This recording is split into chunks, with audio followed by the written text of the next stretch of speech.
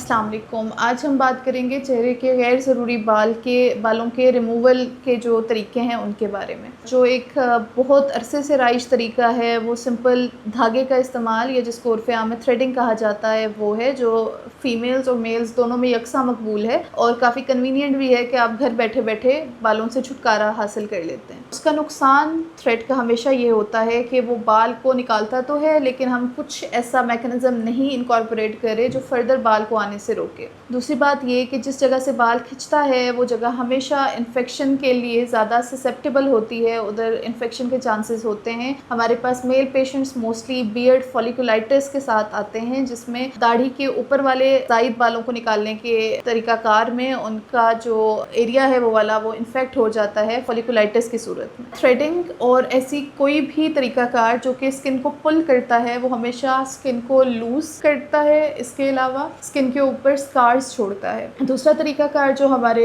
Again मर्दों ख़वातीन दोनों में यकसा मकबूल है वो फेस वैक्सिंग है। फेस वैक्सिंग चाहे आप घर पे कर रहे हैं या बाहर किसी एक्सपर्ट सैलून से करवा रहे हैं, गर्म वैक इनके ऊपर जब आती है तो वो थोड़ी बहुत पिगमेंटेशन का बाइस भी बनती है। इसके अलावा अगेन जब आप स्किन को पुल करते हैं स्किन को लूज करवाता है और आपके स्किन पे स्कार्स छोड़ के जा सकता है। इन सब तरीकाकार में जो हमने पहले डिस्कस किए उनमें हम कोई ऐसा काम नहीं कर रहे जो आपके हेयर ग्रोथ को कम करेगा या बाल को देर से ग्रोथ करवाएगा। इन सब में से बेहतर तरीकाकार जो है वो जदीद तरीका है लेज़र हेयर रिमूवल का, जिसमें लेज़र आपके हेयर फॉलिकल को जाके टारगेट करता है और उसको बर्न करता है, जिसके नतीजे में आपकी हेयर ग्रोथ का साइकिल डिले भी होता है और आपकी हेयर ग्रोथ कम भी होती है। हेयर रिमूवल लेज़र के कम से कम 7 से 8 सेशंस, वो डिपेंड करता है कि मरीज़ को कोई हार्मोनल इम्बैलेंस तो नहीं है, कोई और स्किन इशू तो नहीं है और पेशेंट कंप्लाइंट कितना है, वो कितना